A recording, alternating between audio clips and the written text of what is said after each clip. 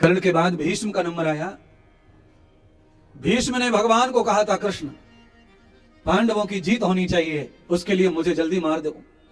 कौरवों के साथ रहकर भगवान से कह रहे हैं, कृष्ण पांडवों की जीत होनी चाहिए, पांडव विजयी होने चाहिए, और उसके लिए मुझे मारना बहुत आवश्यक है, मुझे मार डालो। कृष्ण भगवान ने कहा, भीष्म तुम्हें कैसे मार सकता है कोई, तुम्हें तो इच्छा मृत्यु का वरदान प्राप्त है, मैं भी नहीं मार सकता तुम्हें। अर्जुन क्या मारेगा, भीम क्या मारेगा, मैं स्वयं तुम्हें नहीं मार सकता। तुम्हारी मृत्यु तो तुम्हारी इच्छा से आएगी। तो भगवान भीष्म कहते हैं, अर्जुन को कहो कि मेरे सामने वो शिखंडी को लाके खड़ा कर दे, मैं उसका चेहरा नहीं देखता, मुझे वो श्राप है, और जिस समय मैं अपना चेहरा घुमा लूंगा तो बस अनदेखा करके बाणों की पौछार कर देना। भगवान श्री कृष्ण ने शिखंडी को लाकर खड़ा किया। भीष्म पितामह ने अपने नेत्र बंद कर लिए और अर्जुन ने बाण पे बाण चढ़ा करके भीष्म को सैया पे लिटा दिया।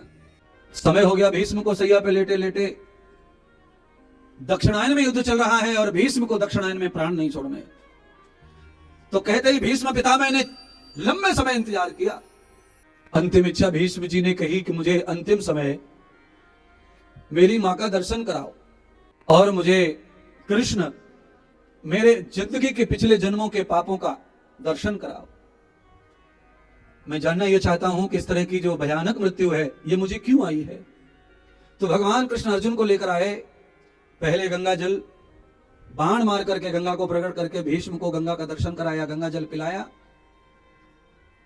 और बाद में भगवान कृष्ण ने चतुर्भुज रूप धारण करके भीष्म को उनके पिछले जन्मों की कथा सुनाई। भीष्म को संतोष हो गया, ये जो दर्द भरी मृत्यु है वो मेरे कर्मों के कारण ही आई है, पर आज मृत्यु के समय स्वयं भगवान मेरे सामने आकर खड़े चतुर्भुज गदा सगा पंख लेकर के और मुझे उपदेश कर रहे, दर्शन दे रहे हैं। ऐसी अमृत मृत्यु। उत्तरायण प्रारंभ हो गया, मकर संक्रांति का दिन आया, उत्तरायण लग गया, भीष्म ने वैकुंठ धारण कर लिया।